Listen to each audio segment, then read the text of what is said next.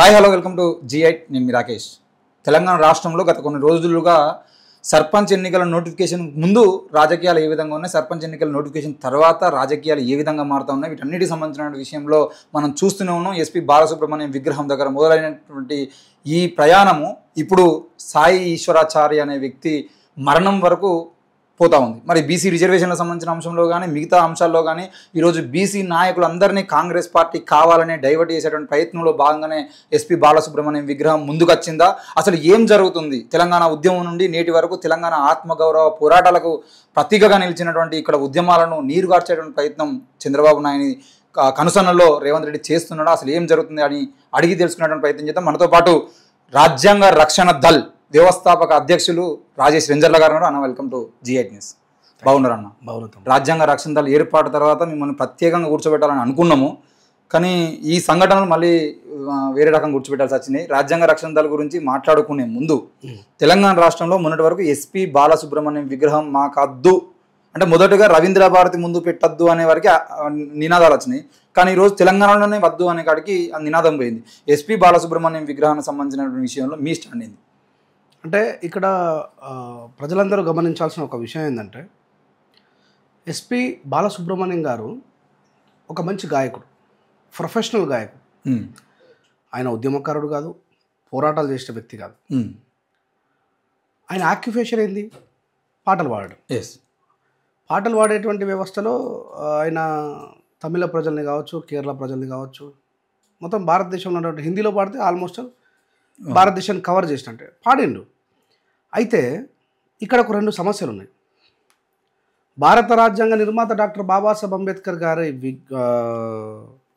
పేరుని అదే ఆంధ్రప్రదేశ్లో కోనసీమ అంబేద్కర్ జిల్లాకి గౌరవ మాజీ ముఖ్యమంత్రి జగన్మోహన్ రెడ్డి గారు పెడితే ఎందుకు వ్యతిరేకించారు అంటే, వ్యతిరేకించే వాళ్ళు సానుకూలంగా ఉండేవాళ్ళు భారతదేశ వ్యాప్తంగా అన్ని విషయాలలో ఉంటారు. ఏ ఒక్క విషయం మీద విభిన్నవాదం లేకుండా ఉండదు. బాలసుబ్రహ్మణ్యం గారు ఆయనను వ్యతిరేకిస్తున్న వాళ్ళు చాలా మంచి గాయకుడు అంటూనే వ్యతిరేకిస్తున్నారు. Point number 1. రెండోది, వాళ్ళు బలంగా వ్యతిరేకించడానికి గల కారణం ఏంటి అంటే, స్వరాష్ట్రమై తెలంగాణ స్వర్ణయుగం కావాలి అనేటువంటి వాదనని ఆయన యాక్సెప్ట్ చేయలేదు అని తెలంగాణ వాదులు. తెలుగు ప్రజలమందరం కలిసి ఉండాలా అనేటువంటి వాదనలో ఆంధ్రప్రదేశ్కు సంబంధించినటువంటి బాలు గారు, నేను దీన్ని విచ్ఛిన్న వాదాన్ని నేను యాక్సెప్ట్ చేయనండి అని చెప్పి, యాజ్ ఎ ప్రొఫెషనలిస్ట్గా ఆయనకు ఆ రైట్ ఉంది, దాన్ని మనం కాదండి. అయితే నా క్వశ్చన్ ఏంది ఇక్కడ అంటే, మరి వీళ్ళకెవరికి ఇప్పుడు గద్దరన్న, గూడాంజన్న, చనిపోయినటువంటి అందశ్రీ గారు, వీళ్ళందరికంటే పెద్దోడు కాళోజీ గారు. మరి మన బుద్ధి ఏమైంది అంటే, ఇప్పుడు తోటి తెలుగు ప్రజల నుంచి శుభలేఖ సుధాకర్ గారు అండ్ టీం అంతా వచ్చి అక్కడ బాలుగారి విగ్రహం పెడదామనే ఆలోచన కంటే ముందు మనకెందుకు రాలేదు కాళోజీ గారి విగ్రహం పెడదామన్న ఆలోచన? ఇది మన పొరపాటే కదా. ఓకే, ఈ పొరపాటుని తెలంగాణ ప్రజల్ని ఎత్తి చూపుతూనే ఆంధ్ర ప్రజల్ని కూడా ఎత్తి చూపాల్సిన బాధ్యత ఉంది. బాబాసాహెబ్ అంబేద్కర్ గారి పేరునే ఓర్చుకోలేదు కదా మీరు. రాజ్యాంగ నిర్మాత ఏ కాపులైతే అంబేద్కర్ గారి పేరు పెట్టద్దన్నారో, బాబాసాహెబ్ అంబేద్కర్ గారి వారసులు ఆయన జాతిలో పుట్టినటువంటి వ్యక్తి దామోదరం సంజీవయ్య గారు కాపులకు కూడా రిజర్వేషన్ ఉండాలని చెప్పేసి చేసినటువంటి వ్యక్తి. అదే కాపులలో దామోదరం సంజీవయ్యని దేవుడిగా కీర్తించే వాళ్ళు ఉన్నారు. అసలు దామోదరం సంజీవయ్య అనేటువంటి వ్యక్తి ఆ స్థాయికి పోగలగడానికి ఊతం ఇచ్చినటువంటి మహానుభావుడు డాక్టర్ బాబాసాహెబ్ అంబేద్కర్ గారు. ఇది నోటీస్లో పెట్టుకోవాలి. ఇంకో విషయం చెప్తే, అసలు పవన్ కళ్యాణ్ గారు కోనసీమలో కొబ్బరి చెట్ల గురించి మాట్లాడడం, ఇదంతా మళ్ళీ ఆంధ్ర తెలంగాణ ప్రజలు లొల్లిపెట్టుకోవడం కోసం జరుగుతున్నట్టుగానే ఉంది. ఒక సామాజిక ఉద్యమకారుడిగా ఇది గమనిస్తూ ఉంటే అర్థమవుతుంది. నువ్వు అన్నట్టు 100% 42% బీసీలకు ఇవ్వాల్సినటువంటి రిజర్వేషన్ని ఈ చాతగాని ప్రభుత్వం, ఈ చాతగాని ముఖ్యమంత్రి రేవంత్ రెడ్డి గారు ఇటు దింపుతున్నాడు, ఇట్లా ప్రజల్ని డైవర్ట్ చేస్తూ ఉన్నాడు. ఏబిసిడి వర్గీకరణ చేసినావు, సుప్రీంకోర్టు సలహాల సూచనల మేరకు నువ్వు ఇఫ్ ఇట్ ఈస్ పాసిబుల్ అన్నందుకు నువ్వు చేసేసినావు. మేము కొట్లాడాల్సింది కొట్లాడినా, మా నామూలు కొట్లాడాల్సింది కొట్లాడినా, మొత్తం మీద అయితే ఎంపైరికల్ డాటా లేదు, లొట పీస్ లేదు, మొత్తం మీద చేసి పడేసినావు. నేను బీసీలకు రిజర్వేషన్ ఇవ్వంగా ఎవడద్దన్నాడా? నేను ఎవడద్దన్నాడు? నీ నీ ఇంట్లోకి వెళ్ళి ఇస్తున్నావా? అంటే బీసీ రిజర్వేషన్లు మేము చట్టం చేసేటువంటి ప్రయత్నం చేసేదంటే బీజేపీకి బీఆర్ఎస్లు అడ్డుకున్నాయని చెప్పేసి మరి బీజేపీ ఆడ చట్టం చేసింది పార్లమెంట్లో ఏబిసిడి వర్గీకరణ.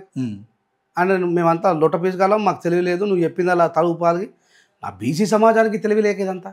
అంటే బీసీ సంఘాలేమో ఈటల రాజేందర్ లాంటి బీజేపీ నాయకులను కూడా తీసుకొచ్చి వాళ్ళ వేదికల మీద రిజర్వేషన్ల కోసం మాట్లాడిస్తున్నాయి కదా. రవీంద్ర భారతి దగ్గర కానీ, లేదంటే ఆ ఇందిరా పార్క్ దగ్గర జరిగినటువంటి ధర్నాలలో కానీ, సుందర విజ్ఞాన కేంద్రంలో జరిగేటువంటి మీటింగ్లలో కానీ అన్నిట్లో మనం చూస్తూ ఉన్నాం. బీసీ రిజర్వేషన్ 42% సంబంధించినటువంటి అంశంలో మొన్న జరిగినటువంటి నిరసన కార్యక్రమంలో కానీ, బంద్లో కానీ అన్ని పార్టీలు పాల్గొన్నాయి కదా. అసలు దాన్ని అడ్డుకునేది ఎవరు మరి? ఓనా బీసీ ప్రజలారా, పొద్దున్న లేస్తే రెక్కల కష్టం మీద మీ జీవన విధానాన్ని కొనసాగిస్తున్నటువంటి నా బిడ్డలారా, మీరు ఆలోచించండి. బీజేపీ అడ్డుకుంటలేదంటుంది, కాంగ్రెసు అడ్డుకుంటలేదంటుంది, కేసీఆర్ గారు ఎట్లాగో ప్రభుత్వంలో లేరు, వాళ్ళు కూడా మేము ఏం చేసేయలేదు, బీసీలకు 42% రిజర్వేషన్ ఇవ్వాలని రోడ్ల మీదకి వచ్చారు. మరి ఇంతకీ బీసీని మోసం చేసింది ఎవడన్నట్టు? రేవంత్ రెడ్డి సార్ ఏమో నాకేం సంబంధం లేదు, సెంట్రల్ డిపార్ట్మెంట్ అంటుంది. ఈటల రాజేంద్ర ఏమో మా బీజేపీకి ఏం సంబంధం లేదు, మేము అన్నింటికి సిద్ధంగానే వీళ్ళు కేంద్రం ఇక్కడ స్టేట్లో చేస్తలేరని చెప్పి ప్రజలని ఎంత ఘోరంగా ఏమార్చిండ్రు రాకేష్. ఇప్పటికన్నా ఎవరు ఏమార్చారు? కాంగ్రెస్, బీసీ సంఘాల నాయకులు. ఇప్పుడు బీఆర్ఎస్ ఏమీ అనలేము, ఎందుకంటే వాళ్ళకి చేద్దామన్నా ఏం లేదు వాళ్ళ చేతుల. వాళ్ళు 10 ఏళ్ళలో ఏం చేయలేదు కదా. మరి నేను ఏమంటున్నానంటే ఈ రకమైన ఉద్యమం 10 ఏళ్ళలో ఎందుకు రాలేదు? ఏ ఉద్యమాన్నైనా సరే నిర్మాణం చేసేది ఉద్యమకారులు. బీసీలలో పెద్ద పెద్ద ఉద్యమకారులు ఆర్ కృష్ణ అన్న కావచ్చు, శ్రీనివాస్ అన్న కావచ్చు, ఇలా మాట్లాడుతున్నటువంటి పృథ్వీరాజ్ అన్న కావచ్చు. Why should they are silent in the time of TRS? ఎందుకు మౌనంగా ఉన్నారు? ఇలా ఒక తీర్మార్ మల్లన్న వీళ్ళంతా కలిసి ఒక ఉద్యమాన్ని తీసుకుని వచ్చిండ్రు. ఇలా అనవసరంగా ఒక ప్రాణం పోయింది, ఈశ్వరాచారి. అరే అమ్మ, తెలంగాణ వచ్చిన తర్వాత కూడా సచ్చే దుర్మార్గమైన పరిస్థితి ఏర్పడ్డాడు. ఈ ప్రభుత్వాన్ని ఏమనాలి? నేను ఒకటే మాట్లాడుతున్నా, గుర్తుపెట్టుకోండి. ఏబిసిడి వర్గీకరణని రేవంత్ రెడ్డి గారు చేసిండ్రు. నన్ను బీజేపీ సపోర్ట్ ఏం లేదు. బీజేపీలో నెక్స్ట్ ప్రధానమంత్రికి పోటీ పడుతున్న యోగి ఉత్తరప్రదేశ్లో చేయలే. గుజరాత్లో బీజేపీ గవర్నమెంట్ ప్రస్తుతం ఉన్నటువంటి ప్రధానమంత్రి గారి సొంత రాష్ట్రంలో ఏబిసిడి వర్గీకరణ చేయలే. మేము మాలోలుగా మేము అద్దన్నాం, రాజ్యాంగబద్ధమైన ఏబిసిడి వర్గీకరణ చేయమన్నాం. మాదిగ సామాజిక వర్గం అంతా ఏబిసిడి వర్గీకరణ జరగాలని కోరుకుంది. మరి ఉత్తరప్రదేశ్లో జరగని ఏబిసిడి వర్గీకరణ, గుజరాత్లో జరగని ఏబిసిడి వర్గీకరణ నువ్వు చేసినావు కదా. మరి మేము ఏమన్నా అన్నామా? మరి ఇప్పుడు నేను 42% రిజర్వేషన్ ఇవ్వడానికి నువ్వు బీజేపీ మీద సాకు ఎందుకు చెప్తున్నట్టు? నీకు బీజేపీతో సంబంధం ఏమో, నీకు తెలుసు అది పార్లమెంట్లో చట్టం కాదు అని చెప్పి. మరి ఇలా చేయొచ్చు కదా. నేను కూడా డిమాండ్ చేస్తాను, నా బీసీ సోదరులకి నీ ఇంట్లోకెళ్ళే మినిస్టర్ బాబాసాహెబ్ అంబేద్కర్ క్లియర్గా చెప్పిండు, ఈ దేశంలో ఉన్నటువంటి ఫలాలన్నీ కూడా భారతదేశ ప్రజలకు సంబంధించినాయి. నువ్వేదో నీ ఇంట్లోకెళ్ళి ఇచ్చినట్టు, నీ గల్లపెట్టలకెళ్ళి డబ్బులు తీసి పంచుతున్నట్టు, బీసీలకు ఏదో బిచ్చం వేసినట్టు మాట్లాడితే నాకు అర్థం కాదు. ఈ 42% రిజర్వేషన్ బాబాసాహెబ్, నువ్వు ఎంపైరికల్ డాటాది. ఇన్ని సంవత్సరాలు చదువుకున్న వాళ్ళు నిజంగా బీసీలకు ఎంతమందికి అన్యాయం జరిగింది? నిజంగా బీసీ కోటాలో బాబాసాహెబ్ అంబేద్కర్ చెప్పి ఆర్టికల్ 340 ప్రకారం ఎంతమంది బీసీలు బిజినెస్ మ్యాన్లు అయ్యారు? ఎంతమంది బీసీలు పెద్ద పెద్ద ఉద్యోగాలు సంపాదించారు? లిస్టుది లేని వాళ్ళకి చేయి, నేను ఎవరు చేయంగా అన్నాడు. ఇదంతా కావాలని చెప్పి డ్రామా ఆడి ఇప్పుడు కొత్త విషయం తీసుకోవచ్చు. ఒకటే మాట్లాడుతారు రాకేష్, యాజ్ ఎ జర్నలిస్ట్. ఈ 10 సంవత్సరాల తెలంగాణ ప్రజలు, ఆంధ్ర ప్రజలు ఎప్పుడైనా కొట్లాడ పెట్టుకున్నాం లేదు. మన జాగాలో మనం, వాళ్ళ జాగాల వాళ్ళు. ఇప్పుడు నేను ఏమంటున్నా అంటే మనకెందుకు రాలేదా బుద్ధి? కాళోజీ గారి విగ్రహం పెట్టుకో, రవీంద్ర భారతి మనదే కదా. ఇప్పుడు ఆంధ్ర తెలంగాణ వేరైపోయిన తర్వాత రవీంద్ర భారతి మన దగ్గర ఉన్నది. ఇప్పుడు డిమాండ్ చేస్తావేంది నువ్వు అమరావతిలో గద్దరన్న విగ్రహం పెట్టాలని? నువ్వు ముందే డిమాండ్ చేసేది ఉంటుంది. పవన్ కళ్యాణ్ ఎన్నోసార్లు చెప్పాడు, నాకు చాలా స్ఫూర్తి గద్దరన్న పాటల ద్వారా నేను విప్లవ బాటలలో నడిచిన, అంటే నూతనంగా ఆలోచించిన అని చెప్పేసి మాట్లాడాడు కదా. మరి ఎందుకు మనం డిమాండ్ చేయలేం? అంటే డిమాండ్ చేసినా జరిగేటువంటి అవకాశాలు కనబడాయి కదా. నేను ఏమంటున్నా, నువ్వు అడిగితే తెలిసేది కదా. అప్పుడు నేను ఏమంటున్నా, నేను క్లియర్గా చెప్పి అప్పుడు అడగలేదు, ఇప్పుడు అడుగుతున్నారు. అరే నేను ఏమంటున్నా, they are not going to accepted Rakesh. Ambedkar గారి పేరు పెడితేనే ఒక జిల్లా కోర్చుకోలేరు వాళ్ళు. అంబేద్కర్ గారి పేరే ఓర్చుకోలేరు. ఈ విభిన్న వాదం ఇక్కడ ఉంటుంది అక్కడ ఉంటుంది అని చెప్తున్నాను నేను. ఈ సమయంలోనే ఎందుకు వచ్చింది లొల్లి అంటున్నా. ఆయన అంతా హుటాహుటిన బాలుగారి విగ్రహం పెట్టాలని ఎందుకు ఆలోచన చేసిండ్రు? ఈ మనలో ఉన్నటువంటి వ్యక్తులు ఎందుకు హుటాహుటిన దాన్ని ఉంచదు, ఒకవేళ ఉంచడానికి కూలగొడతామని చెప్పి ఎందుకు అన్నారు? మనకు కాళోజీ గారి విగ్రహం పెట్టాలన్న ఆలోచన ఎందుకు రాలేదు అంటే ప్రజలు ఆలోచించాలి. ఒక కరెంట్ ఇష్యూని డైవర్ట్ చేయాలంటే ఇట్లా రకరకాల పద్ధతులు తీసుకొని వచ్చి మనుషుల్ని డైవర్ట్ చేస్తూ ఉంటారు. ఇప్పుడు బీసీల లొల్లి అసలు ఎంత దారుణం, ఒక నిండు ప్రాణం పోతే ఏ ఛానల్ చూపిస్తావురా? అరే చెత్తరా కొడుకులారా, నిజంగా చెప్తున్నా, పెద్ద పెద్ద ఛానల్ అని చెప్పి మాట్లాడుతున్న కొడుకులారా, గుర్తుపెట్టుకోండి. మీ ఈపులు వలగొట్టి మీకు పెట్రోల్ పోసి అగ్గి పెట్టి మీ ఛానళ్ళని దహనం చేసే రోజుల దగ్గరకు వచ్చా. అంటే ఇలా బీసీ సమాజానికి జ్ఞానం లేకపోవడం వల్ల, అంటే ఒకనాడు తెలంగాణ కోసం శ్రీకాంతాచారి చచ్చిపోతాడు, ఇలా మళ్ళీ ఈశ్వరాచారి చచ్చిపోతాడు. అంటే మా బతుకులు తెలంగాణ రాకుండా ముందు చచ్చుడే, తెలంగాణ అచ్చినా చచ్చుడే. ఇది బీసీ సమాజంలో ఉన్నటువంటి నాయకులకు బుద్ధి ఉండాలి. కానీ ఇక్కడ బీసీ సమాజానికి సంబంధించిన విషయం పక్కన పెడితే ఈశ్వరాచారి చనిపోయిన తర్వాత కానీ శ్రీకాంతాచారి మరణం దగ్గర నుండి కానీ చూసేది ఉంటే చాలా సందర్భాల్లో చాలామంది ఆ సోషల్ మీడియా వేదికగా మాట్లాడినటువంటి మాట ఏంటి అని అంటే మీలాంటి నాయకులు రెచ్చగొట్టేటువంటి ఉపన్యాసాలు ఇవ్వడం వల్లనే వాళ్ళు రెచ్చిపోయి ఆ ఉద్యమాల్లోకి వచ్చిన తర్వాత ఆ ఉద్యమ ఫలితాలు అందకపోవడం వల్ల ఆత్మహత్యల ప్రయత్నాలు చేస్తూ ఉన్నారు అనేది స్టేట్మెంట్కి మీరేమంటారు? విప్లవం పుట్టిన ఇన్ని సంవత్సరాల అది మార్క్స్ కావచ్చు, లెనిన్ కావచ్చు, మావో కావచ్చు, బాబాసాహెబ్ అంబేద్కర్ కావచ్చు, మార్టిన్ లూథర్ కింగ్ కావచ్చు, అబ్రహాం లింకన్ కావచ్చు, ఇంకా వెనక్కి పోయి దక్షిణాఫ్రికా ఫ్రీడమ్ ఫైటర్ నెల్సన్ మండేలా కావచ్చు, స్పార్టకస్ కావచ్చు, ఎవరైనా చచ్చిపోమని చెప్పిన ఒక సందేశం ఇచ్చిర్రా? లేదు.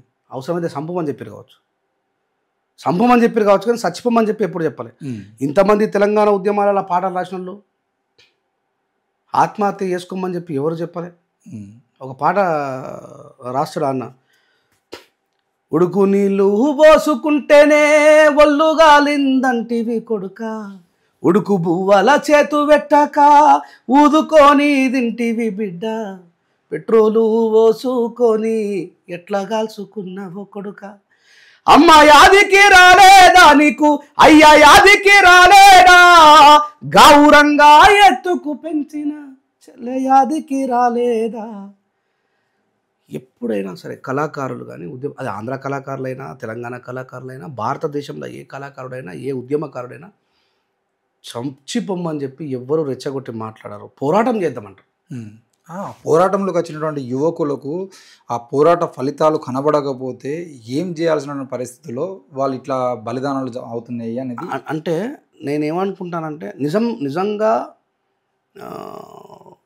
విషయ పరిజ్ఞానం ఉన్న ఏ వ్యక్తి కూడా మరణించారు. అట్లా అంటే మరి ఇప్పుడు నేను ఉద్యమాలలో ఎన్నిసార్లు ఎన్ని పోరాటాలు చేసి ఇప్పుడు గత 2007 నుంచి నేను బాంసెప్లో పనిచేసిన, రాష్ట్రీయ మూల నివాస సంఘంలో పనిచేసిన, సమతా సాహిత్యాల్లో పనిచేసిన, ఏ ఆర్గనైజేషన్ పోరాటానికి పిలుపునిచ్చినామైనా మరి ఈ లెక్కన నేను ఎన్నిసార్లు చచ్చిపోవాలి? రోహిత్ వేములో చచ్చిపోయాడు, అప్పుడు చచ్చిపోవాలి. ఆ తర్వాత మిర్యాల కూడా ప్రణయ్ చచ్చిపోయాడు, అప్పుడు చచ్చిపోవాలి. మంతరి మధుకర్ చచ్చిపోయాడు, అప్పుడు చచ్చిపోవాలి. అది మన నల్గొండ ఆ చెల్లెని రేప్ చేసి చంపేసారు, అప్పుడు చచ్చిపోవాలి. అట్లా చచ్చిపోలేమే. అంటే క్షణిక ఆవేశానికి లోని ఎప్పుడైనా సరే సత్ఫలితాలు రావాలంటే సుదీర్ఘమైన పోరాటాలు రావాలి. సత్ఫలితాలు రావాలంటే సుదీర్ఘమైన పోరాటాలు రావాలి. తెలంగాణ కూడా ఇమీడియట్గా రాలేదుగా. ఎంతోమంది పోరాటం చేశారు. అంటే వాటిని ఎవరు ప్రోత్సహించద్దు, ఎవరు ప్రోత్సహించాలని కూడా నేను చెప్పను. నేను అంటే మనోడు మరొక ఉద్యమం నిర్మాణం కావాలా, బీసీల కోసం నేను ప్రమిదన కావాలని చెప్పి అనుకోవడం అనేది దయచేసి చెప్తున్నా. ఎవ్వరు చచ్చిపోవాలనే ఆలోచనే రావద్దు. పోరాడితే మస్తు మంది అన్నారు. ఇప్పుడు సమైక్యవాదులంతా కూడా అసలు తెలంగాణ ఆంధ్ర విడిపోవడానికి వీల్లేదని చెప్పారు. కానీ భారత రాజ్యాంగంలో బాబాసాహెబ్ అంబేద్కర్ ఆర్టికల్ 3లో ముందే చెప్పింది కదా. అంటే ఇక్కడ ఒక ప్రశ్న, ఈరోజు సాయి ఈశ్వరాచారి చనిపోవడానికి కాంగ్రెస్ కారణం అని ఒకరు, బీజేపీ కారణం అని ఇంకొకరు, బీఆర్ఎస్ నాయకులు అయితే అక్కడనే ఉంటున్నారు. కొంతమంది మాట్లాడుతున్నారు, కొంతమంది మాట్లాడకపోయినా కూడా వాళ్ళు రెండు పార్టీలను తిట్టేయడానికి ప్రయత్నం చేస్తున్నారు. ఈ 3 రాజకీయ పార్టీలే దానికి బాధ్యత వహించన్నా బీసీ సంఘాల నాయకులు కానీ మీలాంటి ప్రజా సంఘాల నాయకులు కానీ ఆ చావుకు బాధ్యత వహించారు? 100% బాధ్యత వహించాలా. ఇప్పుడు ఇంత పెద్ద ఉద్యమం జరుగుతుండగా కూడా రేవంత్ రెడ్డికి ఎంత అహంకారం అంటే లాస్ట్ టైం టీఆర్ఎస్ గవర్నమెంట్ ఇచ్చినంత రిజర్వేషన్ కూడా ఎప్పుడు ఇవ్వలేదు. ఇచ్చిందా కాంగ్రెస్ గవర్నమెంట్? లేదు. అంటే ఎంత మస్తికోర అన్నట్టు వీళ్ళు. అంటే బీసీల పట్ల వీళ్ళకున్న భావన ఏందన్నట్టు. ఇప్పుడు నేనున్నా రాకేష్ ఎంత మాట్లాడినా వాడు ఎస్సీ లేదా మాలోల నాయకుడు అని మాట్లాడతారు. మేము బీసీ నాయకుల బలాన్ని చేకూరుస్తాం. ఏదేమైనా సరే ఎప్పుడైనా సరే మనం ఎస్సీ ఎస్టీ బీసీ మైనార్టీల ఐక్యత వర్ధిల్లాలని ఆలోచనతో ముందుకు పోయినాం. కాబట్టి ఇప్పుడు జాజుల సీనన్న కావచ్చు, ఆర్ కృష్ణన్న కావచ్చు, రాష్ట్రం అసలు బీసీలు తలుచుకుంటే భారతదేశం గడగడలాడుతుంది. బీసీలు తలుచుకుంటే రాష్ట్రం అల్లకొల్లలం అవుతుంది. కానీ బీసీలకు పరిజ్ఞానం లేదు, రాజకీయ పరిజ్ఞానం లేదు, అసలు రాజకీయ రిజర్వేషన్లు లేవు. ఇలా ఓపెన్గా క్లియర్ కనబడుతుంది కదా. కేసీఆర్ ఇచ్చినానికి కూడా ఇలా సీఎం రేవంత్ రెడ్డి అంటే ఏమన్నట్టు? ఒకవైపేమో మేము కాన్స్టిట్యూషన్ ప్రొటెక్షన్ చేస్తామని చెప్పి ఆయన రాహుల్ గాంధీ తిరుగుతారు. ఈయననేమో బాబాసాహెబ్ అంబేద్కర్ గారి విగ్రహం దగ్గర తాళాలు వేసి నేను వారికి పోయి వచ్చిన. మధ్యప్రదేశ్లో అంతా గేట్ అవుతలు నిలబడ్డారు, మహారాష్ట్ర వాళ్ళంతా గేట్ అవుతలు నిలబడ్డారు, తమిళనాడుకి వెళ్ళి వచ్చిన వాళ్ళంతా కూడా గేట్ అవుతలు నిలబడ్డారు. మైగ్రేటెన్స్ పాపం దూరంకి వెళ్ళి జార్ఖండ్ అక్కడిక్కడికి వచ్చిన వాళ్ళంతా కూడా బాబాసాహెబ్ పోయి ఒక దండం పెట్టుకొని సోషల్ మీడియాలో పెట్టుకుందామని ఒక ఫోటో తీద్దామని చెప్పి పోతే ఆడ తీసుకొని వచ్చి పెట్టారు. అక్కడ అడిగితే ఏమంటారు? ఎంత మూర్ఖంగా మాట్లాడుతున్నారు. ఎలక్షన్ కోడ్కు బాబాసాహెబ్ అంబేద్కర్ సంబంధం ఏంది? అంటే లాస్ట్ టైం కేసీఆర్ హయాంలో కూడా అంబేద్కర్ జయంతికి సంబంధించిన విషయంలో కూడా ఇదే మాట అన్నారు. ఆ ఎలక్షన్ కోడ్ వల్ల ఏర్పాట్లు చేయలేదు అనే మాట. ఈ ఎలక్షన్ కోడ్ అనేది ముందు పెట్టి అటువంటి ప్రయత్నం ఏమైనా చేస్తారా? బుద్ధి లేని గాడిద కొడుకులకు, బుద్ధి లేని ప్రభుత్వాన్ని నడుపుతున్నటువంటి లుచ్చాగాలకు చెప్తా ఉన్నా. ఎస్, తెలంగాణ భాషలో మాట్లాడుతానన్నా మీకు సిగ్గు రావాలి.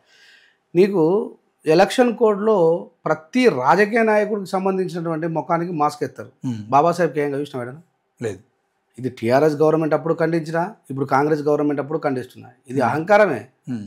ఇది తాళాలు వేసి పెడితే మీరు తాళాలు పగల కూడా వచ్చాయి మరి.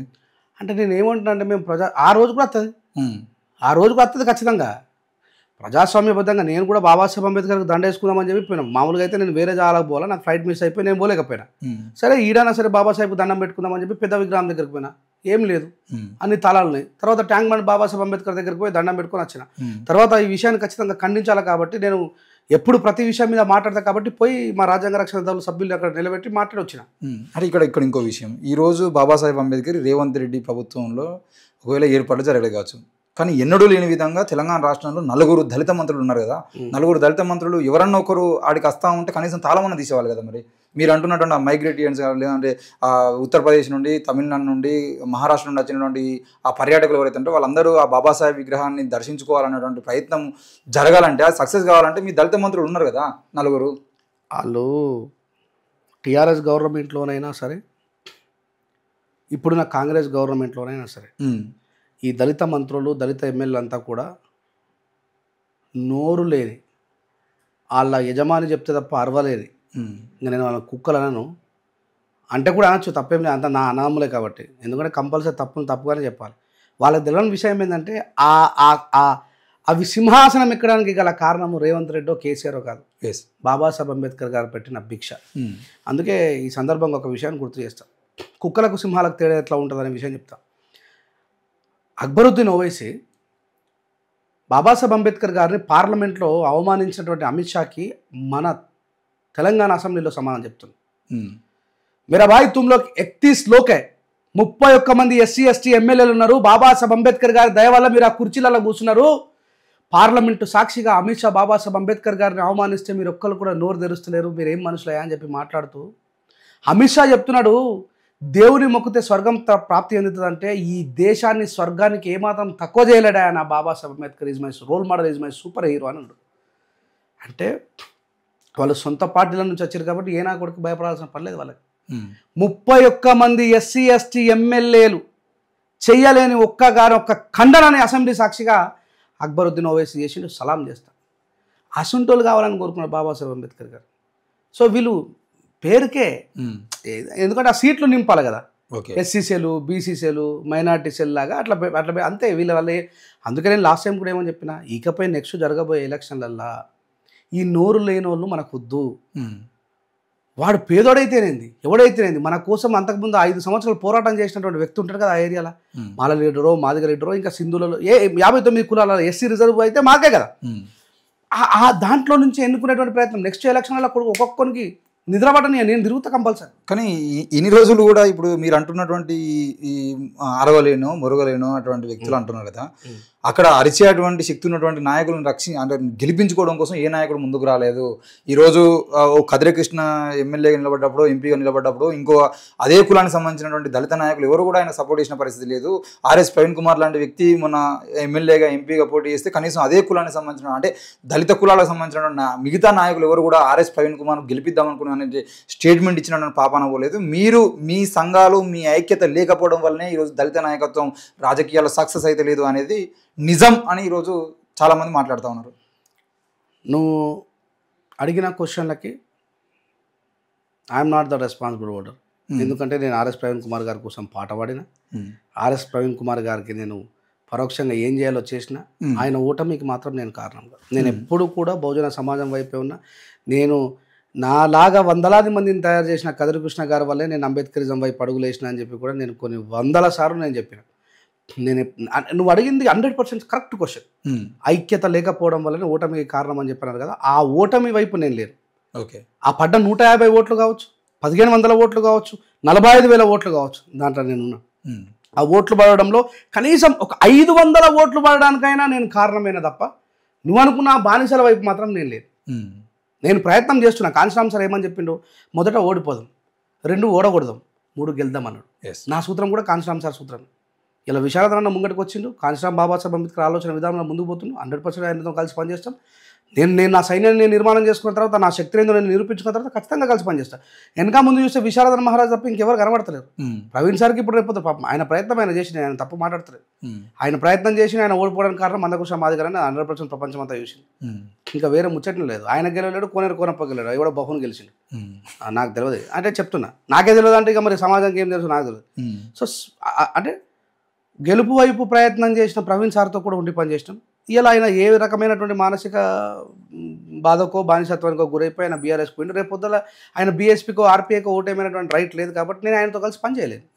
కానీ విశారదన మహారాజు అన్న కనబడుతుంది కాబట్టి ఖచ్చితంగా ఆయనతో కలిసి పనిచేసే రోజు వస్తుంది, రావాలి కూడా. కానీ ఆర్ఎస్ ప్రవీణ్ కుమార్ గారి గురించి మాట్లాడుకునేటువంటి సందర్భంలో ఆయనతో ఉన్నటువంటి చాలామంది నాయకులు నాకు స్నేహితులు కూడా ఉన్నారు, వాళ్ళతో జరిగినట్టు.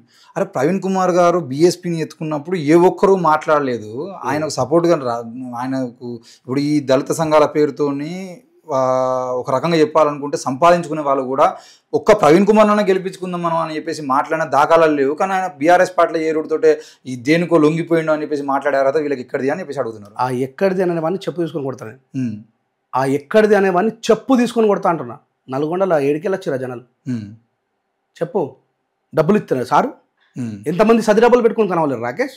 సార్ మీద ఎంతమంది లక్షల మంది హోప్ పెట్టుకుని పోయినరు. అది తప్పు ముచ్చట. వీడు శాతగాక మాట్లాడే మాటలు అది. నువ్వు సార్ని వెనకేసుకోవచ్చు, నేను కాదంటాను. కానీ ప్రజల్ని మాత్రం ఎప్పుడు కూడా ఎత్తి చూపద్దు. ఎవరు కేసీఆర్కి పెట్టిన మీటింగ్ కంటే తక్కువ మంది వచ్చిరా? ప్రవీణ్ సార్కి లేదు, లక్షలాది మంది రాలే. వాళ్ళు సొంతంగా డబ్బులు పెట్టుకోలే, వాళ్ళు వంటలు చేసుకుని ఫోటోలు పెట్టిరు. మరి మేము బీఎస్పీ కోసం ఎందుకు? సార్ వచ్చిన తర్వాత ఒక నూతన ఉత్తేజం వచ్చింది, అందరూ వచ్చారు. అది తప్ప. లేకపోతే మరి ఆ ప్రజలు ఏడికి వచ్చారు? నువ్వు ఏడే డబ్బులు ఇచ్చి పంపించినావు చెప్పు? ఎన్ని నియోజకవర్గాలకు నువ్వు డబ్బులు ఇచ్చినావు? తప్పు ముచ్చట. ప్రవీణ్ సార్కి ఆయన వచ్చిన తర్వాత బీఎస్పీ లోపల ఒక అనూహ్యమైనటువంటి స్పందన లభించింది ప్రజల నుంచి. వాళ్ళు మాదిగోలు కావచ్చు, మాలలు కావచ్చు, బీసీలు కావచ్చు, ముస్లిం సహోదరులు కూడా వాళ్ళ సొంత డబ్బులు వేసుకుని వచ్చిండ్రు. అది తప్పు. నేను అది ఒప్పుకోను. అట్లా ఊరికి ఏదో సార్ అటు పోయింది కాబట్టి ఆడపోయి భజన ప్రతిచారుడు. వివేకానందకి భజన ఉన్నది, ఆయన దామన్న ఇంకా భజన ఉన్నది, ఈయన డిప్యూటీ ఉన్నాడు, బట్టికి భజన ఉన్నది. భజన ఎప్పుడు ఉంటుంది. రాజకీయ నాయకులకు భజన అనేది కావాలి ముచ్చట. ప్రవీణ్ సార్కి లక్షలాది మంది గుండెలు తోడేవి, లక్షలాది మంది విప్లవకారులు తోడేవి. లేకపోతే ఆ జనం రారు. నల్గొండలో సార్ మీటింగ్ పెట్టిన తర్వాత ఒక్కొక్కరిని కూర్చోబడ్డది. అమ్మ ఇదేంద్రా నాయన ఎన్నడూ లేని విధంగా ఈ రకంగా. నాకు తెలిసి I think so Kanshi Ram sir తర్వాత మాయావతక్క మీటింగ్ పెట్టిన తర్వాత అంత జనాభా వచ్చింది ప్రవీణ్ సార్కే. ప్రజల లోపల మంచి దే నోస్ వెరీ వెల్. ఇక్కడ ఇంకో విషయం, ఆర్ఎస్ ప్రవీణ్ కుమార్ లాంటి నాయకుడే మీలాంటి వాళ్ళకు రేపు రోజున గుణపాఠం అవుతాడు అనే మాట దగ్గర ఈరోజు ఆర్ఎస్ ప్రవీణ్ కుమార్ లాంటి వ్యక్తి కూడా బీఎస్పీని ఎత్తుకొని బీఎస్పీ కోసం ఏమో చేద్దామని వచ్చేది ఉంటే కనీసం ఎమ్మెల్యే గెలిపించుకోలేనటువంటి పరిస్థితుల్లో ఉన్నటువంటి లేదంటే దళిత బహుజన కులాలన్నీ కూడా రేపటి రోజున మీలాంటి వాళ్ళు కూడా రాజకీయాలకు వచ్చేది ఉంటే అదే గుణపాఠాన్ని ఇస్తారు అని చాలామంది అంటున్నారు. దాన్ని మీరు ఒప్పుకుంటారా? అంటున్న వాళ్ళు అంబేద్కర్ కంటే గొప్పలు కాదు. ఓకే. ఆ అంటున్న వాళ్ళు కాంశీరామ్ కంటే గొప్పలు కాదు. బాబాసాహెబ్ ఓడిపోయిండు, కాంశీరామ్ సార్ ఓడిపోయిండు, తిరిగి గెలవలేరా? వాళ్ళు ఆశని వదలలే, అవకాశాన్ని వదలలే, ఆశాన్ని వదలలే. సార్కు 2 సార్లు ఓడిపోగానే దమ్ముకు వచ్చినట్టు వెనుకపోయిండు. ఎస్ 100% అంటే ఈ మాటలే. రేపు సత్ఫలితాలు వస్తాయి కదా. కాంశీరామ్ సార్ ఏం చెప్పిండు? నువ్వు అదే బీఎస్పీలో పనిచేసినావు. కాంశీరామ్ సార్ క్లియర్గా చెప్తాడు. అందుకే కాంశీరామ్ గారు లీడర్ బేస్ ఉద్యమాన్ని నిర్మాణం చేయాలి, క్యాడర్ బేస్ ఉద్యమాన్ని నిర్మాణం చేశారు. బాబాసాహెబ్ తర్వాత కాంశీరామ్ సార్ వచ్చిండు, కాంశీరామ్ తర్వాత మాయావతక్క వచ్చింది, మాయావతక్క తర్వాత ఇక్కడ మళ్ళీ తెలంగాణలో చాలామంది తర్వాత ప్రవీణ్ సార్ వచ్చిండు, విశారదన్న, కదిరికృష్ణ అన్న, ఒకవైపు జిలకర శ్రీనివాస్ అన్న పోరాడుతున్నాడు. కానీ సిద్ధాంతాన్ని వదిలిపెట్టి పోలేరు కదా వాళ్ళు. అంటే క్యాడర్ బేస్ ఉద్యమాలు అంటే తప్పు అనుకోవద్దు దయచేసి. మీరు కూడా చూస్తున్నటువంటి వ్యూవర్స్ కూడా, నాకు దళిత నాయకులు అందరి పట్ల మంచి ప్రేమ ఉంటుంది. అందరు ఇప్పుడు అన్న చెప్పినటువంటి మందకృష్ణ దగ్గర నుండి మిగతా వాళ్ళందరి వరకు నేను వాళ్ళందరినీ గౌరవించి వాళ్ళ ఉపన్యాసాల ద్వారానే స్ఫూర్తి పొందినటువంటి వ్యక్తిని. మొన్న ఒక దళితుని మీద లాకప్ డెత్ కేసు జరిగింది, అంతకుముందు ఒక కేసు జరిగింది, ఇంకో కేసు జరిగింది.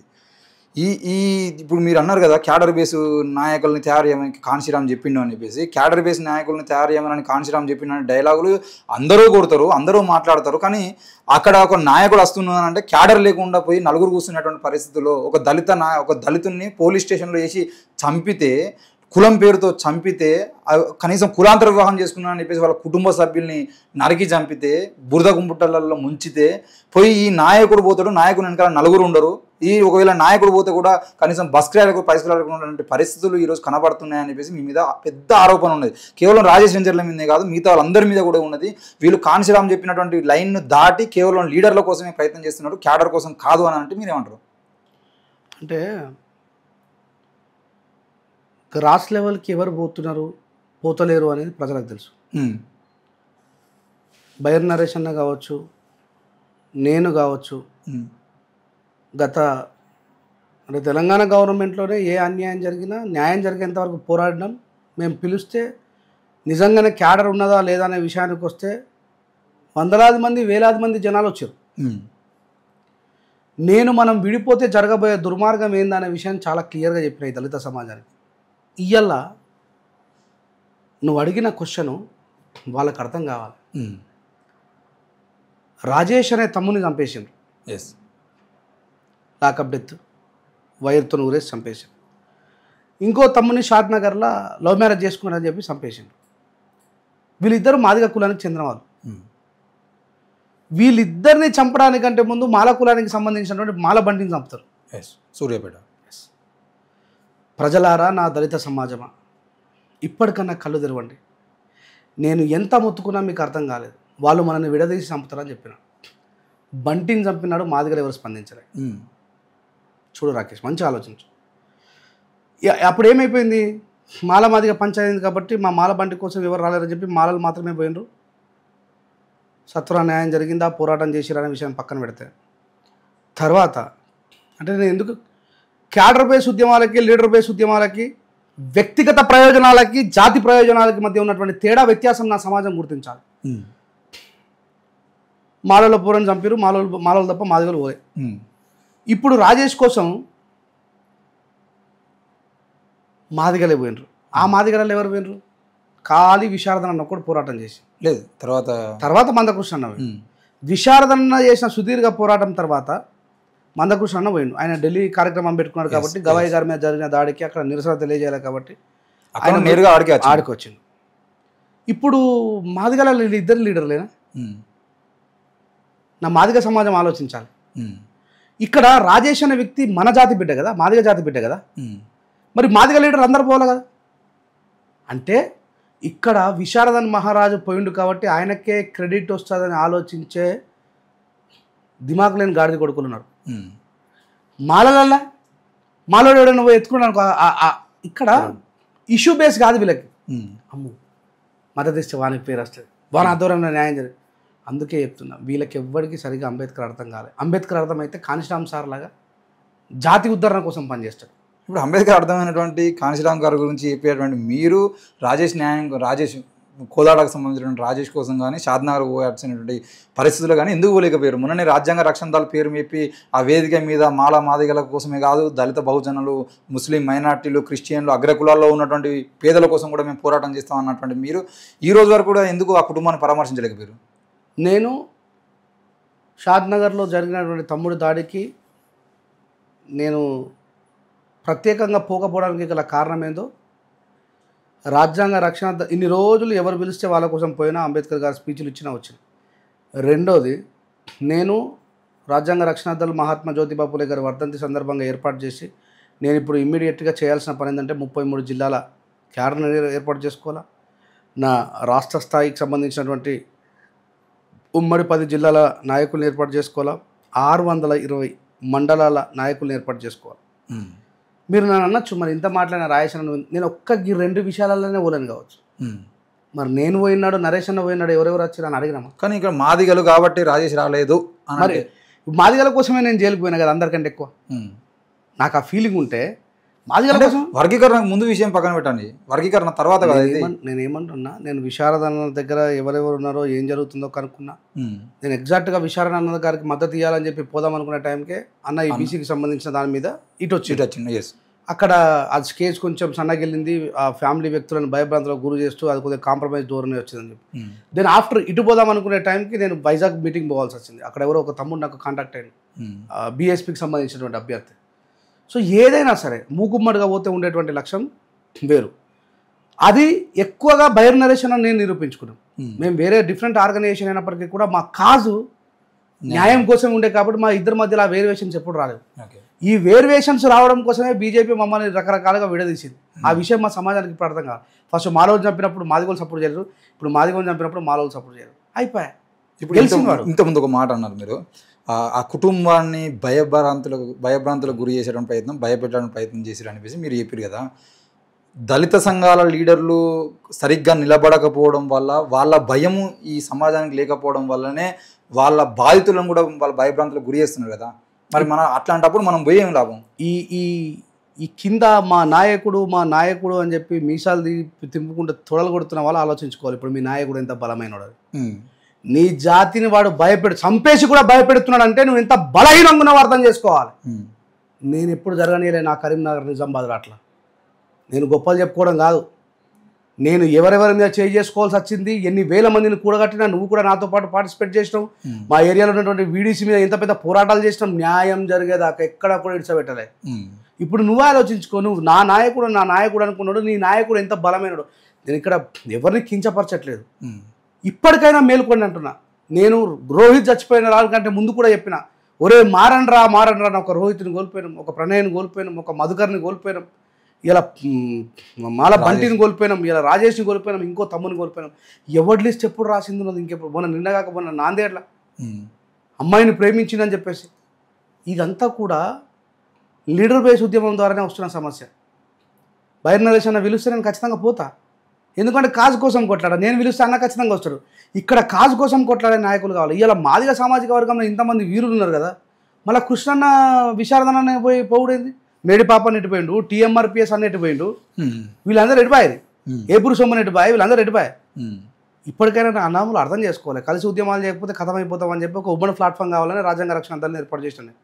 కలిసి ఉద్యమాలు చేసేది అంటే రాజేష్ రేపు పొద్దుగాల వాళ్ళ వేదికలు మీకు వచ్చే అవకాశాలు ఉంటాయా? నేను ఏమంటున్నా, ఏబిసిడి వర్గీకరణ అనేది అది రాజ్యాంగ వ్యతిరేకంగా జరిగింది, అది ఎప్పటికైనా కొట్టుడు అవుతుంది. ఇప్పుడు కూడా చెప్తున్నాను నేను అది అయిపోయిన దానికోసం ఆలోచించే వ్యక్తిని కాదు. నేను నా లక్ష్యము, నా శత్రువు ఎవడో నాకు క్లియర్గా తెలుసు.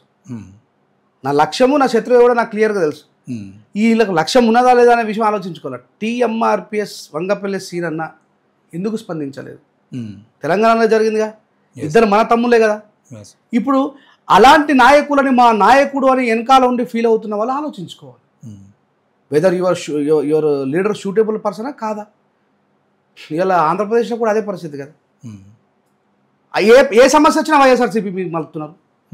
అవును, ఇంతకుముందు మీరు మాట్లాడుకుంటూ 33 జిల్లాలు, 10 ఉమ్మడి జిల్లాలు, 600 మండలాలు అని చెప్పేసి మాట్లాడినారు. అంటే రాజ్యాంగ రక్షణ దళ కేవలం తెలంగాణకైనా? ఆంధ్రప్రదేశ్ ఫస్ట్ తెలంగాణలో ఆంధ్ర చాలా కకల వికలంగా ఉన్నది రాజేష్. ఓకే, రాకేష్. అక్కడ ఆడ ఉన్న లీడర్లు ఓపెన్గా చెప్తున్నా, నా సమాజం నన్ను బాధపడ్డా సరే అక్కడ ప్రజలు గొప్పవాళ్ళు, నాయకులకు ఎవరికి కన్సర్న్ లేదు. ఓకే, అక్కడున్న మాలమాదిగ ప్రజలు గొప్పలు కానీ వాళ్ళ నాయకులు సరైన వాళ్ళు కాదు. ఓపెన్గా చెప్తున్నా. ఇప్పుడు అంతేందుకు కూడా మాలసింహ గర్జన గుంటూరులో పెడితే ఏం జరిగింది? విఐపీలు అందరూ వెనక స్టేజ్ మీద కూర్చుంటే 150 మంది నిలబడ్డారు. భీమరావు రామ్జీ అంబేద్కర్ గారు మాట్లాడుతుంటే, బాబాసాహెబ్ అంబేద్కర్ మనమని మాట్లాడుతుంటే డిసిప్లిన్ లేదు. ఆంధ్రప్రదేశ్ అయితే అంబేద్కర్ ఉద్యమాల్లో ఒక 2 తరాలు వెనక్కి వెళ్ళిపోయింది.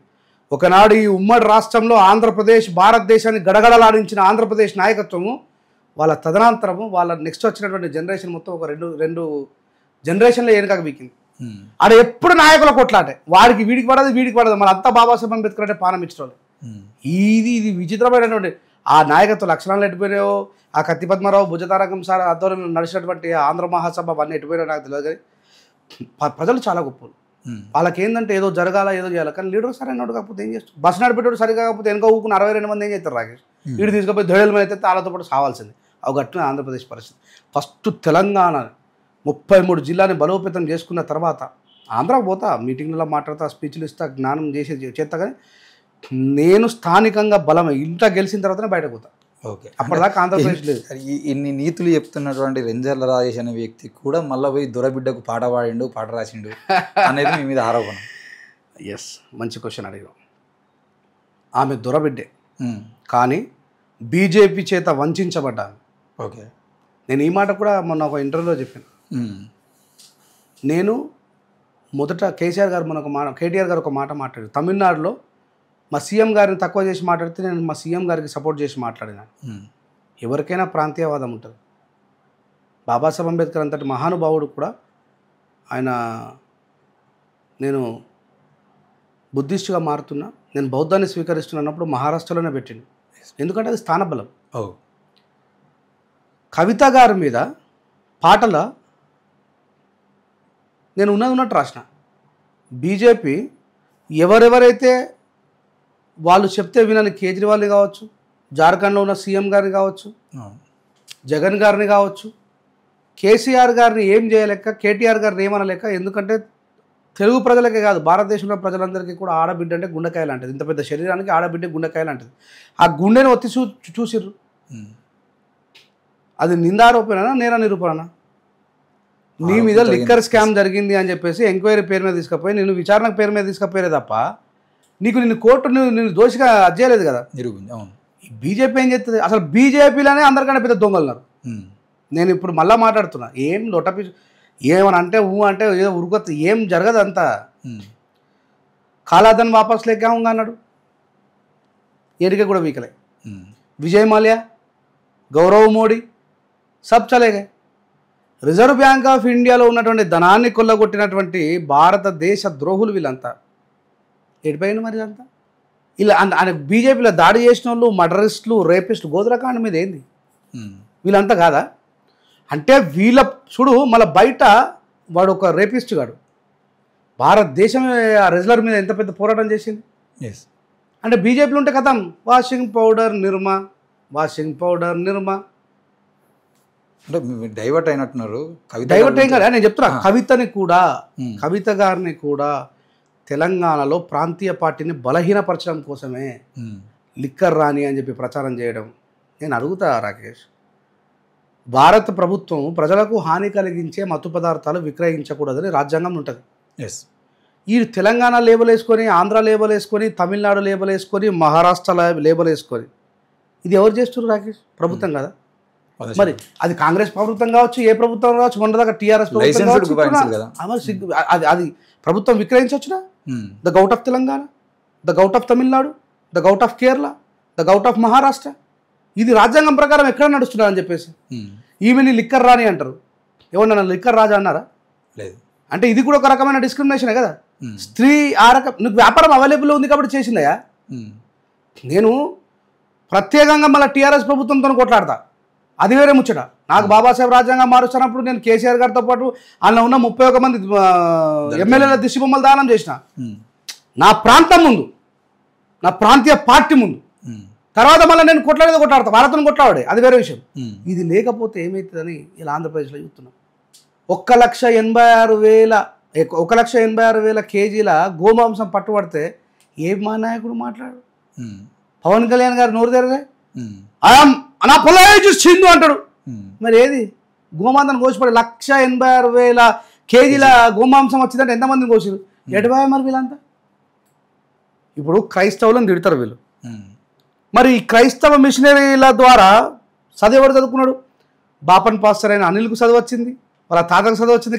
క్రైస్తవ మినిస్టర్ చౌదరి అయినటువంటి సతీష్ కుమార్. అని ఎటు తిరిగి మాలామాది కూడా ఏ మతంలో ఉన్నా సరే మనం హింసించే వీళ్ళ టార్గెట్ ఏంటంటే మొత్తం ఎస్సీలు, బీసీలు, ఎస్టీలు, మైనారిటీలు వీళ్ళు స్వేచ్ఛగా బ్రతకద్దు. ఎందుకంటే ఈ ఎవరెవరైతే వీళ్ళకు వత్తాసు పలుకుతున్నటువంటి పవన్ కళ్యాణ్ గారితో సహా వీళ్ళంతా వైదిక బ్రాహ్మణ బానిసలు. వీళ్ళంతా ఈ ఓడి చరిత్ర చదివిండు, ఎవ్వరికి చదువు రాదు. నువ్వు చూడు బీజేపీలో ఉన్నటువంటి వ్యక్తులు ఏమన్నా పిలిచి కాన్స్టిట్యూషన్ అనమని చెప్పు అంటే వాళ్ళకి చాలామంది నేరస్తులు, దుర్మార్గులు అంతా కూడా బీజేపీలో ఉన్నారు. వాళ్ళ కాజ్ ఏంది? నాకు నవ్వొస్తూ ఉంటుంది. బీజేపీలో ఉన్నటువంటి వ్యక్తులను ప్రేమగా అడుగుతున్నా. అఖండ భారతదేశం కావాలంటారు. అఖండ భారతదేశం కావాలంటే ఎన్ని దేశాలు కావాలి? నేపాల్ కావాలి, పాకిస్తాన్ కావాలి, బంగ్లాదేశ్ కావాలి, ఆఫ్ఘనిస్తాన్ కావాలి, భూటాన్ కావాలి. మరి నువ్వు ఎక్కడ ప్రేమిస్తున్నావు? వాడు నీతో వచ్చి చేతి కలిపారే భయ్యా हम तो दोनों एक ही हम मिलके जिएंगे जो पहले तो लोग पूरा हरामी थे हम बांट गए अभी तो मिलके जिएंगे అని చెప్పేసి ఏడిస్తున్నావు. పాకిస్తాన్లో వచ్చి మనం చంపిరు. మరి నువ్వు 4 రోజులకి ఎందుకు బంద్ చేసినావు యుద్ధం? గౌరవ నటి ఐశ్వర్య రాయ్ గారు అడిగితే సమాధానం చెప్పలేదు. ఇది అద్దాలకు రేవంత్ రెడ్డి గారు ఏమన్నారని చెప్పేసి ఆయన మీద మొత్తం డీజీపీ ఆఫీస్ మీదకి పోయి వీళ్ళంతా అసలు దేవుడి మీద చేసినటువంటి కార్యవర్గ సమావేశంలో మనలో కూడా ఒక్కళ్ళంటే ఒక్కళ్ళకి పడలేని పరిస్థితి ఉన్నది ఆ కాంగ్రెస్ గవర్నమెంట్లో. సురా 3 కోట్ల దేవుళ్ళలో కూడా ఇట్లా ఇప్పుడు ఆయన మీద దేవుళ్ళ గురించి తప్పుగా మాట్లాడినని చెప్పి గౌరవ ముఖ్యమంత్రి గారి మీద మాట్లాడుతున్నారు. ఏమన్నాడు ఆయన? మనలో కళ్ళు తాగే దేవుడు ఉన్నది. మరి ఎల్లమ్మ దగ్గరకు బెల్లం శాఖ పెట్టి కళ్ళు ఆరతిచ్చి దండం పెట్టే మనం కోని కోసుకుంటాం, అడలి పోషవ దగ్గర మేకలు కోస్తాం. ఇది సంస్కృతి కదా. ఇప్పుడు రాముడి దగ్గర అవి ఏమే, రాముడికి పువ్వులు తీసుకుపోతాం, పలహారం తీసుకుపోతాం, చేస్తాం. అది ఏం మాట్లాడాను అంటే వీళ్ళు ఉన్మాదులు వీళ్ళైతే అసలు ఏం మాట్లాడిన దాని మీద కన్సెంట్ ఉండదు, దాని మీద ఒక విశదీకరణ ఉండదు, విశ్లేషణ ఉండదు.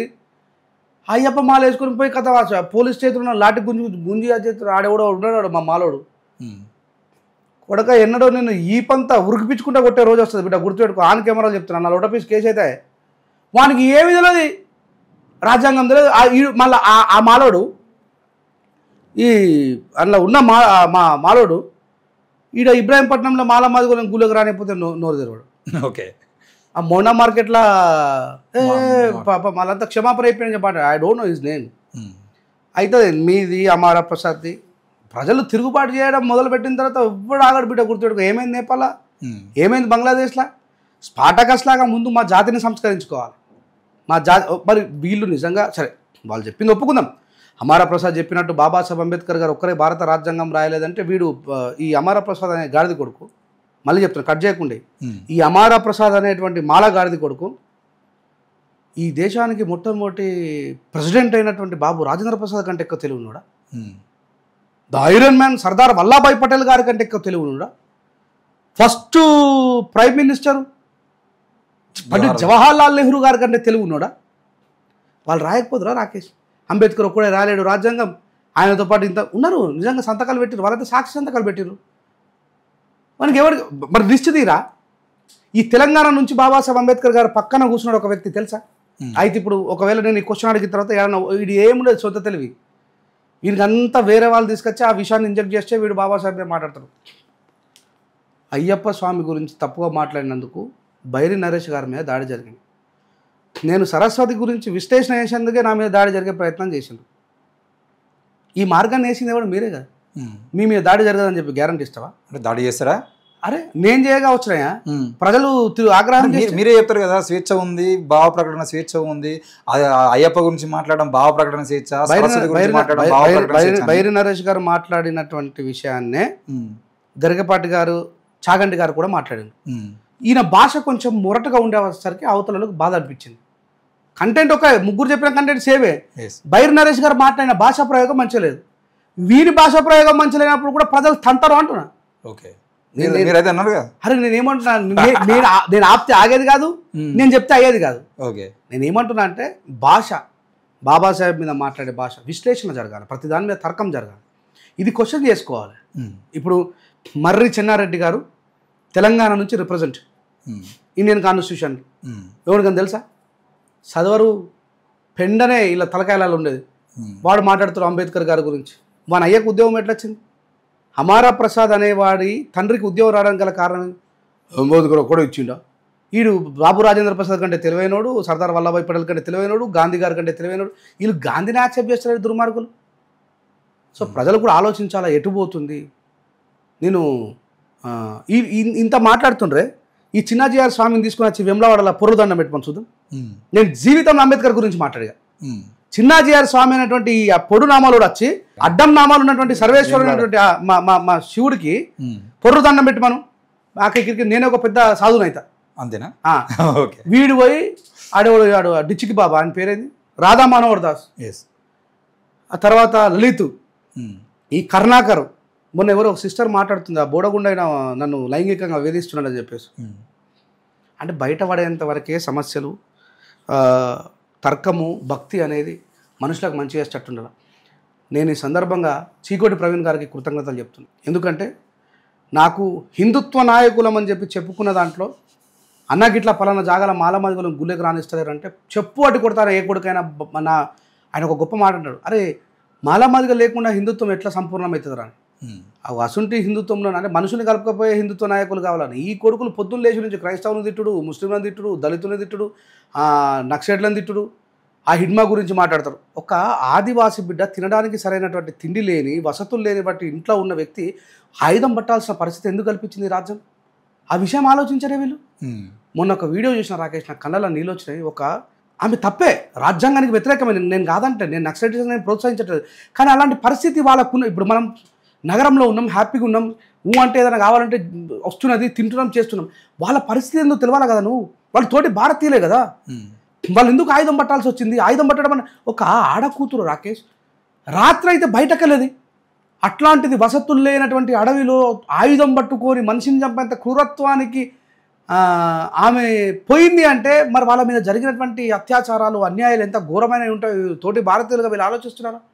ఆ వీడియోలో ఆర్మీ జవాన్లంతా కూడా ఆమె 2 చేతుల్ని వెనుకకు ఇరిసి కట్టి, ఆని చేసుకుంటావా పెళ్ళి, ఏం చేసుకుంటావా పెళ్ళి, ఆమె భారతమాత కదా, ఏ రావ ఎటువైంది మీది, ఎందుకు చెల్లమ్మా నువ్వు ఎందుకు ఆయుధం పట్టాల్సి వచ్చింది తల్లి, నువ్వు ఎందుకు చదువుకోలేమ్మా, నీకేం అన్యాయం జరిగిందని అడవులకు పోయిన బిడ్డ అని చెప్పి అడిగి వీడియో పెట్టలే బయట. ఇట్లా ఒకడు ఇట్లా పొడుస్తుండు, ఒకడు ఇట్లా పొడుచుకుంటావు, వాడిని చేసుకుంటావా, వాడు నచ్చిందని వీడు చేసుకుంటావా? ఆర్మీ ఆఫీసర్లు మాట్లాడే మాటలేవు. తోటి ఆర్మీ ఆఫీసర్లను చంపిన తర్వాత ఎవరైనా మాట్లాడిందా? ఎటుపోయింది మరి? పాకిస్తాన్ మీద యుద్ధం ఎందుకు ఆపేసారు వీళ్ళంతా? అంటే బీజేపీ కావాలని చెప్పేసి ప్రాంతీయ పార్టీలు, భాషాపరమైనటువంటి పార్టీలు ఉండకుండా చేయడం కోసం ఇదంతా కూడా కేంద్రం జరిపిస్తున్నటువంటి ఒక దుర్మార్గమైనటువంటి చర్య. అట్లా కవిత గారి మీద ఎందుకు పాట రాయాల్సి వచ్చిందనే విషయం నేను మీకు చెప్పిన. నేను అలా క్లియర్గా రాసిన. ఇక్కడ ప్రశ్నించే గొంతులు చీలికలై విడిపోవద్దు. ఆ లైన్ రాస్తా. పోరాటాలకు చీలికలొచ్చెను ఎందుకో ఈ నేల మీద, కన్న బిడ్డపై కక్షను గట్టి ముందుకు పోవుట మంచిదేనా, కేంద్రపు కక్షకు శిక్షణను భావించినాడా మీలో ఒక్కడైనా, నిజ నిర్ధారణ జరగక ముందే నిందలేసినోని మరువగలమా? ఆమెని బయటోళ్ళ కంటే ఎక్కువ ఈ బీఆర్ఎస్కు సంబంధించిన సోషల్ మీడియాలో తిడతారు ఎక్కువ. అది తప్పు కదా. ఏదైనా ఉంటే ఇంట్లో చర్చించుకొని, తెలంగాణ కేసీఆర్ లేకపోవడం వల్ల ఒక్కొక్కడికి ఎట్లా దొడ్డైందో నిజం చెప్తున్నా, ఓపెన్గా చెప్తున్నాను. ఎవరేమని అనుకోని అట్లా అని చెప్పి నేను కేసీఆర్ తిట్టకుంటే ఏం లేదు. ఆయన తప్పు చేస్తే ఆయన కూడా ప్రశ్నించుడే. ఇలా రేవంత్ రెడ్డి నా కళ్ళకైతే ఆయన కాంగ్రెస్ సీఎం లెక్క కొడతానే లేడు. వీళ్ళు పాపం ఆయన కొత్త పేరు పెట్టారు బీజేపీలు, రేవంత్ ఉద్దీన్ అని. ఆయన రేవంత్ ఉద్దీన్ కాదు, నేను పెడుతున్నా, రేవంత్ మోడీ. ఆయన రేవంత్ మోడీ. ఈటల రాజేందర్ అన్న, ఆయన ఎవరు, మన బండి సంజయ్ అన్న, మా అరవింద్ అన్న, తర్వాత గోషామాల్ ఎమ్మెల్యే రాజా సింగ్ భాయ్, మీరు నలుగురు కూడా సీఎం కావాలనే కలగనకండి. బీజేపీ నుంచి సీఎంగా రాబోతున్నది రేవంత్ మోడీ అని నాకు క్లియర్ కనబడుతుంది. ఎక్కడ కూడా కూర్చు ఏది కూడా కాంగ్రెస్ పార్టీకి సంబంధించి ఈయన ఏమంటాడు, రాహుల్ గాంధీ రాజ్యాంగ రక్షణ, జై భీమ్, జై బాపు, జై సంవిధానం అన్నాడు. ఈడ బాబాసాహెబ్ అంబేద్కర్ గారి విగ్రహం దగ్గర గేట్లు ఓపెన్ చేయాలి ఈయన. అసలు అంబేద్కర్ గారికి సంబంధించింది ఏది ఉండదు ఈయన దగ్గర. సో అట్లా అంటే బీజేపీ గవర్నమెంట్ స్థానికంగా ఉన్నటువంటి ప్రభుత్వాలని, స్థానికంగా ఉన్నటువంటి పార్టీలను విచ్ఛిన్నం చేయడానికి ప్రయత్నం చేస్తుంది. కాబట్టి తెలంగాణలో కేసీఆర్ గారిని డిఫైన్ చేయడం వాళ్ళ వల్ల కాదు. ఎవడు ఒప్పుకున్నా ఒప్పుకోకపోయినా కేసీఆర్ని డిఫైన్ చేయడం మోడీ వల్ల కాదు, ఎవడి వల్ల కాదు. ఎందుకంటే ఆయన సుదీర్ఘమైనటువంటి వాతావరణాన్ని అనుభవించి వచ్చిండు. దేశం ఎన్ని రకరకాల మార్పులకు గురైందనే విషయం ఆయనకు తెలుసు. కాబట్టి ఆయనను ఏం చేయలేక, కేటీఆర్ని ఏమనలేక వీళ్ళందరికీ గుండెకాయ లాంటి కవిత గారిని ఇబ్బంది పెట్టారు. దాని మీద అందుకే పాట రాసిన తప్ప ఇక్కడ నా ప్రాంతము, నా తెలంగాణ లేకపోవడం వల్ల ఇలా బాలుగారి టాపిక్ తీసుకొచ్చి మీద పెట్టారు. మరి కేసీఆర్ గారు ఉన్నప్పుడు ఎప్పుడో ఎవరు అడగలే.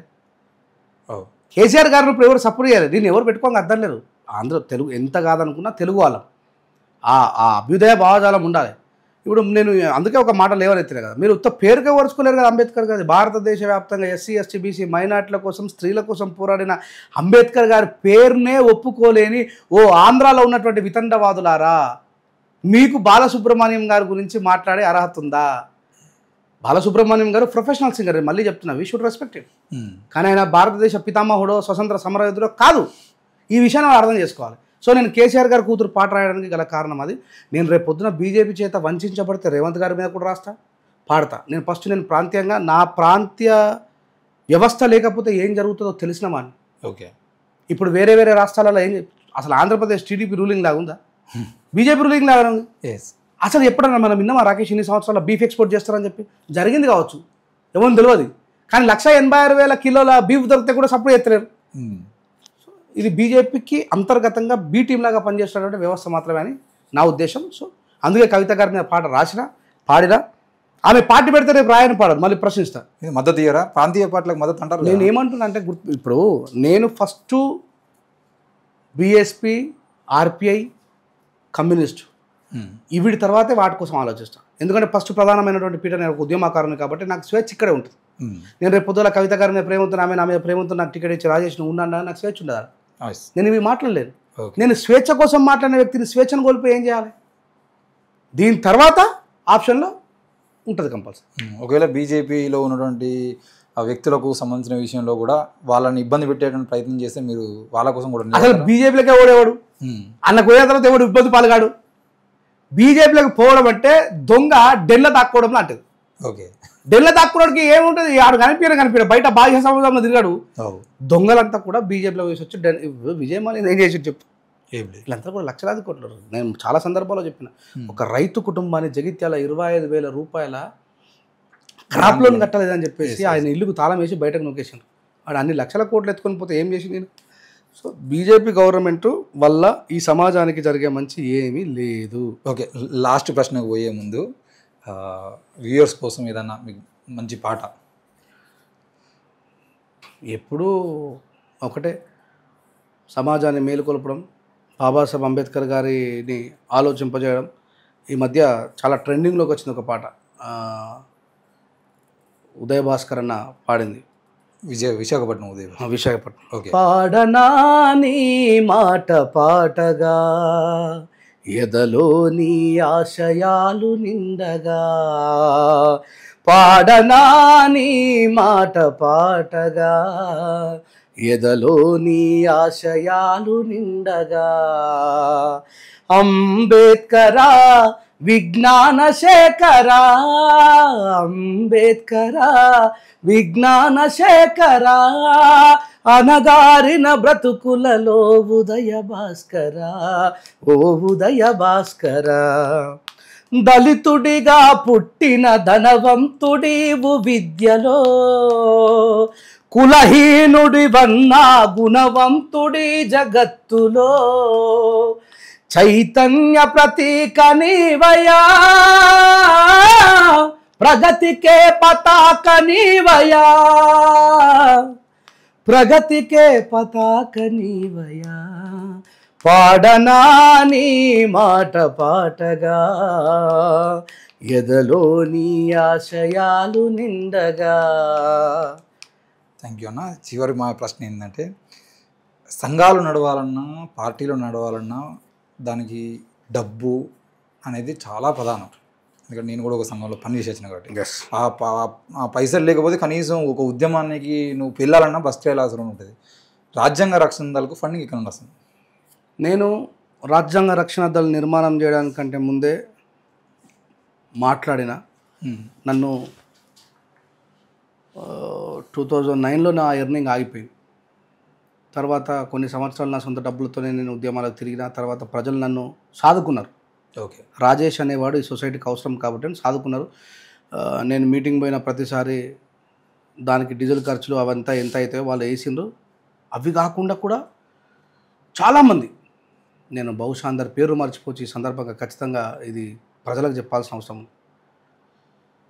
వేములవాడ, సిరిసిల్ల వేములవాడలో అగ్రహారం ఉంటుంది. అగ్రహారంలో అనిల్ అని ఒక తమ్ముడు ఉంటాడు.